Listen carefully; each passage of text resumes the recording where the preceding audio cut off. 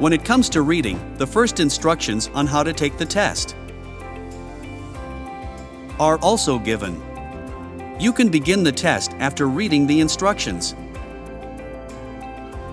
There is an option to see both the passages and the questions separately.